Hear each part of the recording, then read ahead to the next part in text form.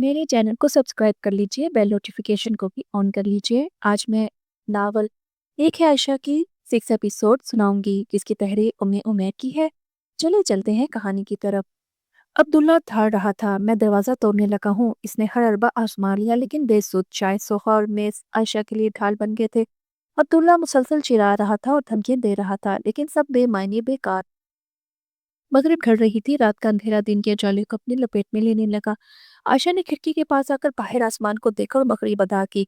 कमरे में लगे घड़ियाल की टिक टिक इसकी रूह को छलनी किए जा रही थी। यूं किसी कंवारी लड़की की गुजरी बाहर एक रात कैसे इसके दामन को दागदार कर देती है, इसकी जिंदगी जीरन हो जाती है। सब सोचे इसको लपेट में लिए हुई थी। ईशा भी अदा कर दी, फिर दुआओं का ला। उतना ही सिलसिला शिद्दत गम से झील जैसी आंखों में वहशत के सिवा कुछ भी नहीं बचा था। दरवाजे के साथ जुड़ा सोफा इसकी पनाहगाह था। ना सोने का सोचकर एक कोने में दुबक गई। अब्दुल्ला ने भी हथियार डाल दिए। इसको भी अपनी शिकस्त का अंदाजा हो चुका था। इसको पता चल चुका था कि इसका वास्ता किसी आम लड़की से नहीं पड़ा। ये लड़की तो डर जाने वालों में से है।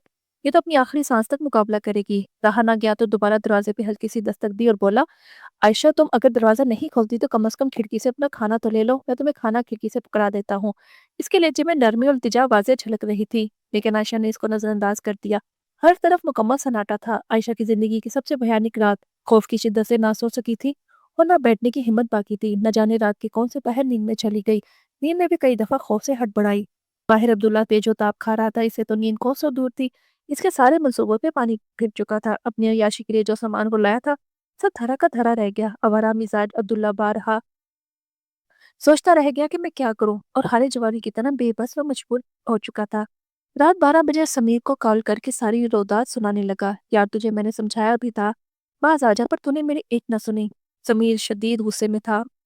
बच्चे अगर ये मर मरा गई तो सब तेरे पल्ले आएगा, क्योंकि वो तेरे घर में मरी है और तेरे बड़े भैया को पता चला तो बच्चे फिर कहीं और ठिकाना ढूंढ लेना। मैं क्या करूं फिर?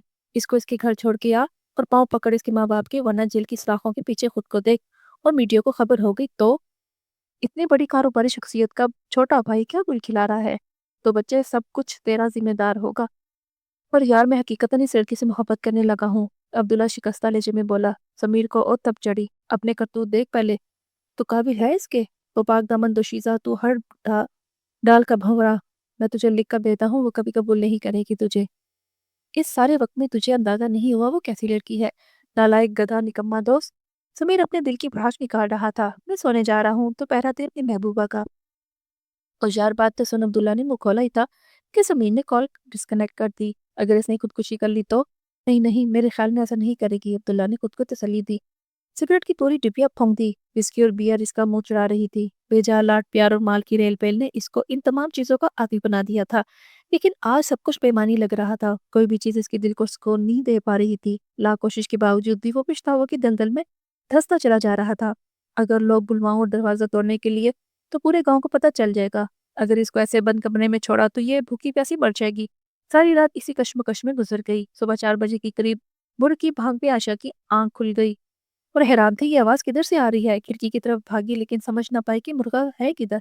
अच्छी तरह वजू की और कमरे में आकर अपनी चादर को दुरुस्त करने लगी तो अचानक नजर आईने पे गई और गर्दन पे बने गहरे जामनी और नीले निशान अब्दुल्ला की उंगलियों ने छोड़े थे। आंसू की झड़ी फिर से शुरू हो गई। फजर अदा की, फिर सजदे में गिरकर अपने रब से इल्तिजाएं करने लगी। सजदे में गिरी इस मासूम कली की दुआएं रंग ला रही थी। अब्दुल्ला ने शायदगी से दरवाजा बजाया और कहा, मुझे पता है तुम जाग रही हो, मैं तुम्हें कुछ नहीं कहूंगा, प्लीज दरवाजा खोल दो। आज मैं तुम्हें तुम्हारे घर छोड़ने के लिए तैयार हूँ। देखो तुम्हें अल्लाह का वास्ता है, मेरी बात पे यकीन करो। इन अल्फाज की अदायगी पर अब्दुल्ला खुद भी हैरान हो रहा था।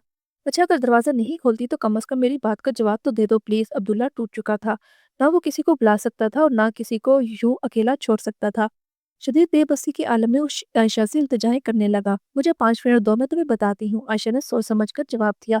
अब्दुल्ला ने शुक्र का सांस लिया। आयशा ने सलातन इस्तिखारा अदा की और अपने रब के सामने गिड़गिड़ाई, ए मेरे रब, मेरे लिए जो भी बेहतर है मेरे दीन और दुनिया के लिए, मेरे लिए वो आसान कर दे। बेशक तू ही गैब का इल्म रखता है, आमीन। आंसू साफ करके इसने हल्की सी दस्तक दी। अब्दुल्ला तो पहले ही बेचैन इसके जवाब का मुंतजिर था। हाँ बोलो आयशा, मैं सुन रहा हूँ। आयशा बोली, मैं तुम पे कैसे यकीन कर लूं कि तुम मुझे खैर आफियत मेरे घर पहुंचाओगे। जो कुछ तुम मेरे साथ कर चुके हो, तुम तो मेरी जिंदगी बर्बाद करने के दर पे हो। इससे बेहतर नहीं मैं अपनी इज्जत की हिफाजत में इसी कमरे में भूखी प्यासी मर जाऊं। तुम्हें मेरे ऊपर यकीन नहीं तो ना करो, लेकिन अपने रब पे तो तुम्हारा कामिल यकीन है। यही है ना आयशा? تم نے کہا تھا میرا رب مجھے بچائے گا، اب اگر تمہارے رب تمہیں موقع دے رہا ہے تو اس پہ توکل کرو۔ عبداللہ نے اس کو قائل کرنے کی بھرپور کوشش کی۔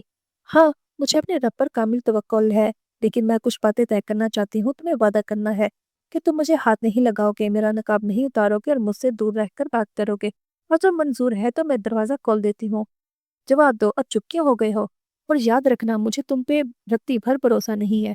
ہاں، مجھے منظور ہے، تمہیں کوئی شکایت کا موقع نہیں ملے گا، عبداللہ نے شائستگی سے جواب دیا۔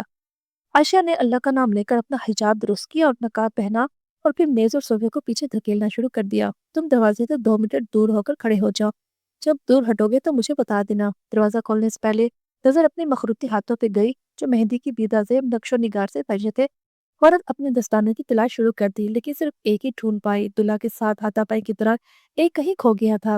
شاید دکھی دل کے ساتھ ایک کو پہنا، وہ دوسرے ہاتھ کو اپنے خمار سے ڈھانپ لیا۔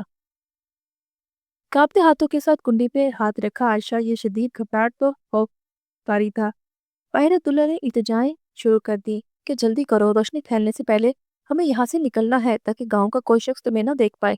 عائشہ کے دل دماغ میں خطرے کی گھنٹیاں بجنے لگی کہ یہ ابھی بھی کسی نئے منصوبے کے تحت اس کو جال میں پھنسا رہا ہے۔ خیر، اللہ پہ توکل کر کے کنڈی کھول دی۔ عبداللہ کو ڈرائنگ روم کے دوسرے کونے میں کھڑا اپنا منتظر پایا۔ عائشہ کو دیکھتے ہی عبداللہ بولا، ہمیں فوراً یہاں سے نکلنا ہے، لیکن تم نے کل سے کچھ نہیں کھایا؟ جو بھی کھانا ہے کچن میں ضرورت کی ہر چیز موجود ہے۔ نہیں، مجھے کچھ بھی نہیں کھانا، مجھے اپنے گھر پہنچا دو۔ عائشہ نے خشک لہجے میں جواب دے کر صحن کی طرف دوڑ لگا دی، جبکہ عبداللہ بڑے بڑے ڈگ بھرتا اس کے پیچھے ہو لیا۔ گاڑی کی اگلی سیٹ کی طرف اشارہ کیا، مگر عائشہ نے مصرت کرتے ہوئے پیچھے بیٹھنے کو ترجیح دی۔ تاریک رات کے اندھیرے چھٹ رہے تھے اور جالے کی سفید دھاری اس ویران غاؤ موسم میں روشنی لا رہی تھی۔ عائشہ کا دل شدت غم سے چور تھا، آنسو چھلک کر آنکھوں کی باڑ توڑنے کے لیے بےتاب تھے۔ اس کو یہ غم اندر ہی اندر چاٹ رہا تھا کہ کیسی امی بابا اور دونوں بہنوں نے رات گزاری ہوگی، کتنے تڑپے ہوں گے وہ میرے لیے۔ عبداللہ کے لیے دل میں نفرت اور بھری پجیرو 4x4 اپنے سفر پہ رواں دواں تھی۔ مسلسل خاموشی کو عبداللہ نے توڑا۔ عائشہ اگر ہو سکے تو مجھے معاف کر دینا۔ مجھے پتا ہے کہ میں نے انجانے میں بہت زیادتی کی ہے تمہارے ساتھ، جو میں ہرگز نہیں چاہتا تھا، لیکن میں اپنے دل کے ہاتھوں مجبور ہو گیا تھا۔ تم میری زندگی میں آنے والی پہلی لڑکی ہو کس نے مجھے جھنجھوڑ کر رکھ دیا ہے۔ پوری رات میں 1 منٹ کے لیے بھی نہیں سویا۔ میں نے ہار کبھی تسلیم نہیں کی، جو چیز مجھے پسند آ جاتی ہے وہ بس میری ہی ہو جاتی ہے۔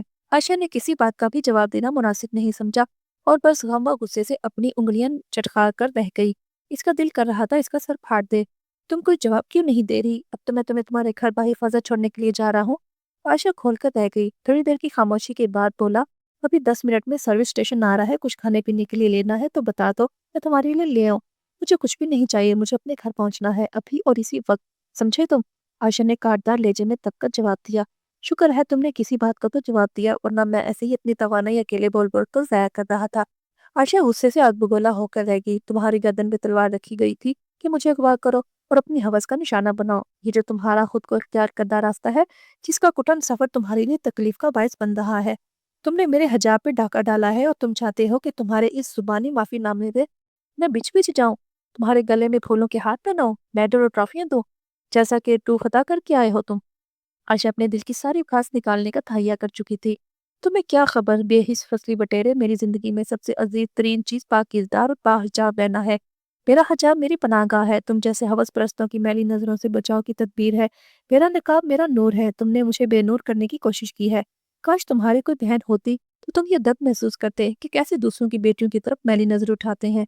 عبداللہ مکمل توجہ سے اس کی باتیں سن رہا تھا، پھر بولا، تمہیں بولنے کا پورا حق ہے، جو کہنا چاہتی ہو کہو، میں سن رہا ہوں، لیکن مجھے سمجھ نہیں آتی تمہیں ہی کیوں اتنا شوق ہے حجاب اور نقاب کا۔ باقی 95% لڑکیاں تو اس قسم کا کوئی شوق نہیں رکھتی۔ اے ایمان والو، اللہ سے ڈرو اور سیدھی بات کہو، اللہ تمہارے کاموں کو سنوار دے گا، تمہارے گناہوں کو بخش دے گا، اور جو شخص اللہ اور اس کے رسول کی اطاعت کرے گا اسے بہت بڑی کامیابی ملے گی۔ سورۃ احزاب آیت نمبر 70 اور 71۔ میرے لیے اسوہ حسنہ صحابیات رضی اللہ عنہا ہے، میرے لیے حجت قرآن و سنت ہے۔ میں اپنے رب کے حکم بجا لانے کی پوری کوشش کرتی ہوں، وہی رب جس نے مجھے ہر نعمت سے نوازا ہے، اور وہی رب جس نے مجھے تم جیسے بھیڑیے سے نجات دلائی، تو پھر کیوں اس کا شکر ادا نہ کروں اور اس کا حکم کیوں نہ مانوں؟ چلو تم نے کسی قابل تو سمجھا، مجھے فصلی بٹیرا اور بھیڑیا دونوں نام ہی کافی خوبصورت لگے ہیں، مجھے پسند آئے ہیں، اس نے کہکا لگایا۔ اچھا فرض کرو، اگر میں تمہیں تمہارے گھر نہ چھوڑوں تو کیا کرو گی؟ میرا کیا بگاڑ لو گئی؟